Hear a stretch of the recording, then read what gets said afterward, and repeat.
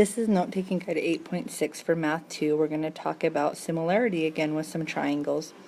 In order to really talk about similarity, though, we need to talk about some rules that we could follow. The first rule is called the AA rule, or the angle rule. And what this means is means if you find two angles that measure the same in two different triangles, then the two triangles are similar. So let me show you what we're talking about with that. So for instance here, these two triangles are similar. It says here in the similarity statement that they are. So we've talked about how order matters, and we know the angles that are in the same order are similar to each other. So J is similar to X, or equal to X, congruent here, so they marked them congruent. K is congruent to Y, so K and Y are marked congruent. And then Z and L would automatically have to be marked congruent, but we don't have to use that as a rule. Once we know that two of the angles are congruent, we automatically know that the third ones do have to be, and that's what the angle rule says. So looking at this problem right here, we're going to see if we can prove that these are congruent by their angles. Now I want you to take note right here that these lines right here are two parallel lines, and I want you to remember that these lines right here would be like the transversals cutting it. So if we have two parallel lines cut by a transversal, right here and right here are alternate interior angles, and we know alternate interior angles are congruent, so those two angles are congruent.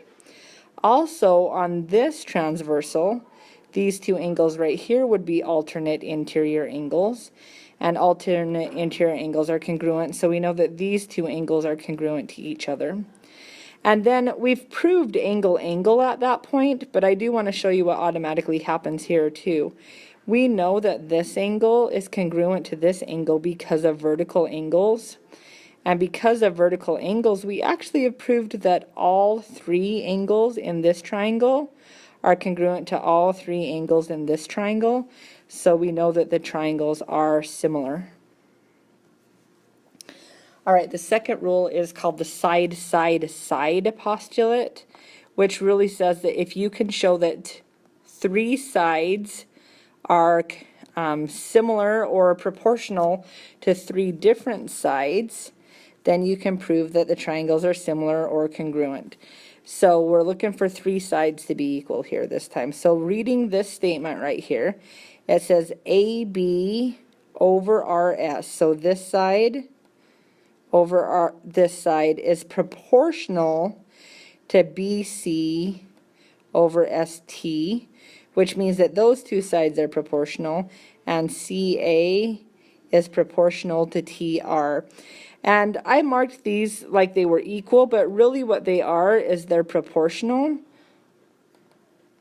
meaning that from one to the other we'd have the same fraction to get from one to the other. It's a scale factor thing. Once you can show that three sides are proportional to each other, then you know the triangles are similar. So on this next example here, let's just talk about that for just a minute. Big triangle to little triangle. So the length of the side of this big triangle would be 21 because it would be the 7 plus the 14. So let's go the side of the little triangle now. That same side of the little triangle would be 14. So I want to see if 21 over 14 is proportional or equal to another set of sides. So let's go big triangle here on this side and go 15.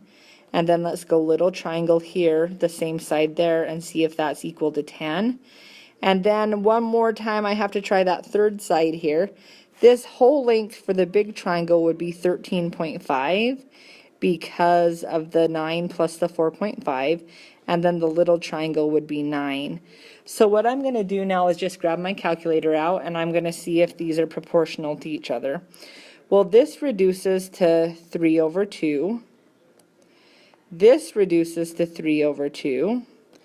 And this one right here also reduces to 3 over 2. Because they all have the same proportion in common, we just proved side. And side proves that those two triangles are similar. So the third way we're going to prove that triangles are similar is by side, angle, side. So we're looking for a side, an angle, and a side. If we can show that a side, an angle, and a side are proportional or congruent, then we can show also that the two triangles are proportional or similar to each other. So let's just look at this example here. It says angle X is congruent to angle M, and that's marked. X is congruent to angle M. And we have two sets of proportional sides here. We have ZX compared to PM over XY compared to MN. These are proportional, which means I have a side, an angle, and a side right here of my triangle that's proportional or congruent to a side and an angle and a side here. When that happens, we know that the triangles are congruent. So when we look at this next example that we're trying to prove on our own, we're looking for a side, an angle, and a side. That's what they want us to show. So the first thing I know is I got angles that are congruent right here because of vertical angles. So I know that those two angles are congruent to each other. So I'm looking for the sides on both sides of those to see if they're going to be, if the fractions will reduce to be the same number. So here's what I want to do. I can compare same triangles together to see here. So let's do 18 over 9, and then let's do 15 over 30. And see if those are proportional to each other. And when I reduce, oh, I did that backwards though. I flipped that, that triangle is flipped backwards when it goes to the other side over there. So this side over here should be 30 over 15 because it's the long side over the short side, so the long side over the short side. Because those both reduce to 2, we know that these sides are proportional to each other in the triangle, so we've proved side, angle, side. So what we're going to do now is look at 6 different pictures and decide whether or not they are congruent or similar to each other by seeing if we can prove those rules. I have one side here congruent to one side here. I have one other side here congruent to this other side here. So far I have 2 sides. Now if I can get this angle in the middle to be congruent, then I know that I have side, angle, side. And because those 2 angles right there are vertical angles, I can call them congruent. And I proved that these triangles are congruent to each other by side, angle, side. So the order that we write our congruency statement matters because we're going to write the order that it's congruent. So I'm going to go triangle A, C, and then back up there at the top is B. So ACB is the way I'm going in that order. And I know that's going to be similar. Similar is just one mark. To triangle, and I have to go in the order. So look at my markings, 1, 2, and nothing. So I have to go E, C, D. So from E to C to D. There's my similarity statement, and I proved it by side, angle, side. Next example here. These are already marked congruent. Those sides are equal to each other. These are marked congruent or similar to each other. And look at that, this shared side, both triangles have that same side in it, so we know that it's equal to itself. So this would be side, side, side. Again, we need to write a similarity statement. So I'm going to start up here and go KAJ.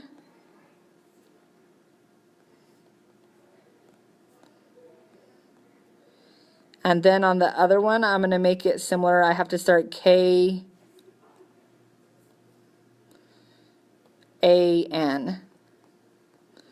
for my 2 similar triangles. Again, they have to be written in the correct order. All right, looking at these 2 triangles here, I know angle 60 is equal to angle 60. I know 80 is equal to 80, and I know 40 is equal to 40. I only need 2 of those to prove angle, angle. So I know that these triangles are similar, so let's write a similarity statement. I'm going to go triangle RQP, so 40, 80, 60. And that's going to be similar to, All right, so that's similar to triangle CBA because we have to go in the same order, 40, 60, 80. So CBA. Next example, two triangles kind of inside of each other. The very first thing that I want to take note of here is that we have a common angle over here, so we might want to be looking at these two sides here and here to see if we have side angle side. Or we might just look at the angles here for just a minute, because look at this. If I know that this angle is the same in both of the triangles, and I know this angle equals this angle, and that angle equals this angle, then I already have angle, and I don't really have to prove anything else. But if I wanted to prove the sides here, I could totally just check and see whether or not my sides were proportional to each other. And if they were proportional to each other, then I could probably prove side angle side also. But my similarity statement would be, if I'm going to start here with y, I'm going to go y HV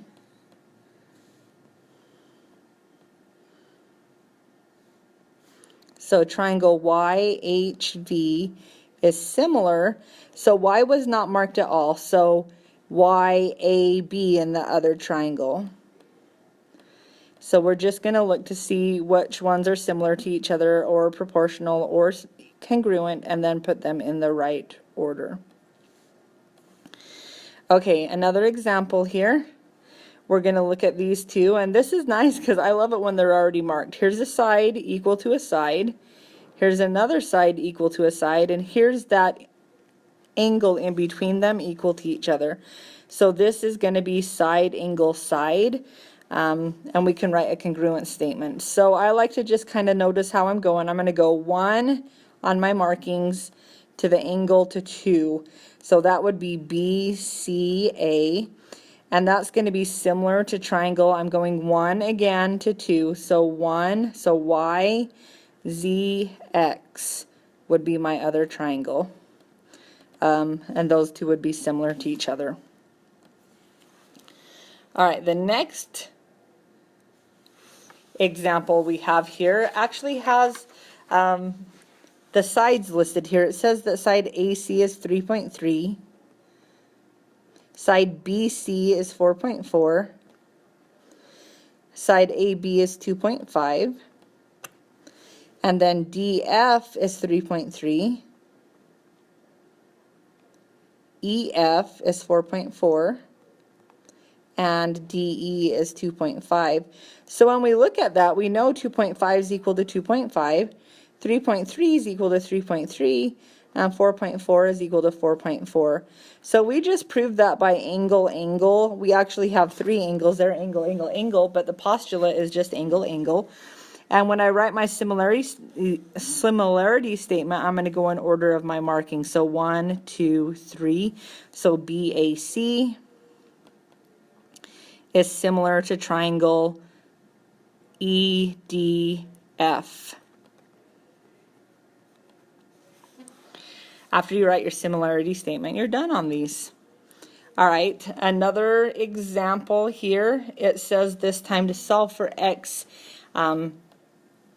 and that the triangles are similar. So if the triangles are similar, I know that the sides are similar to each other. So I'm just going to compare sides together here and solve this problem. All right, so I'm going to compare this side to the same side on the opposite triangle. So this side is a little bit flatter than this side over here.